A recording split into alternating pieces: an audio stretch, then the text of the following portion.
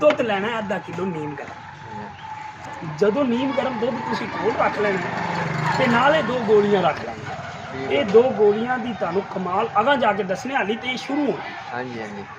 ਇਹ ਜਨਾਬ 2 ਗੋਲੀਆਂ ਦਾ ਕਮਾਲ ਇਹ ਆ ਕਿ ਤੁਸੀਂ नीम गर्म ਨਾਲ ਖਾ ਲੈਣੀ। ਹੁਣ ਪੈਨਾਡੋਲ ਉਹਨਾਂ ਖਾਣੀ ਕਿ ਅਸੀਂ ਖਾਣੀ, ਤੂੰ ਹੀ ਤਾਂ ਮਕਾ ਦੇ ਗੱਲ ਨੂੰ। ਚੁੱਪ ਤੇ ਲੈ ਵੀ ਗੱਲ 2 ਗੋਲੀਆਂ ਦਾ ਕਮਾਲ ਜਦੋਂ ਸੁਣੋਗੇ ਤੁਸੀਂ ਹੈਰਾਨ ਹੋ ਜਾਓਗੇ।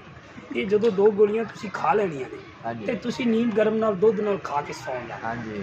ਹੁਣ ਠੀਕ 4 ਵਜਣੇ ਨੇ ਤੇ ਇਹਨੇ ਤੁਹਾਨੂੰ ਉਠਾ ਦੇਣਾ ਹਾਏ ਅੱਗੇ ਤੇ ਤੁਸੀਂ ਫੌਰਨ ਲੈਟਰੀਨ 'ਚ ਜਾਣਾ ਹੈ।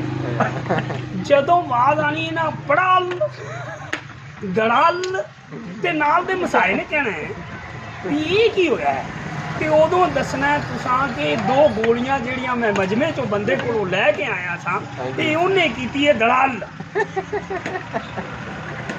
ਤੇ ਜਨਾਬ 2 ਗੋਲੀਆਂ ਦਾ ਕਮਾਲ ਹੈ, ਜਿੰਦੀ ਉਮਰਾਂ ਤੋਂ ਰੁਕੀ ਪਈ ਤੇ ਜਿੰਦੀ ਬੰਦ ਹੈ ਉਹਦੀ ਖੁੱਲ ਜਾਏਗੀ ਤੇ ਖੁੱਲੀ ਹੋਈ ਦੱਸੇਗੀ ਵੀ ਬੜਾਲ ਤੇ ਦਲਾਲ ਤੇ ਛੜਾਲ। ਇਹ ਜਨਾਬ ਤੁਹਾਨੂੰ ਪੂਰੀ ਜ਼ਿੰਦਗੀ ਯਾਦ ਰਹਿਣਗੀਆਂ 2 ਗੋਲੀਆਂ।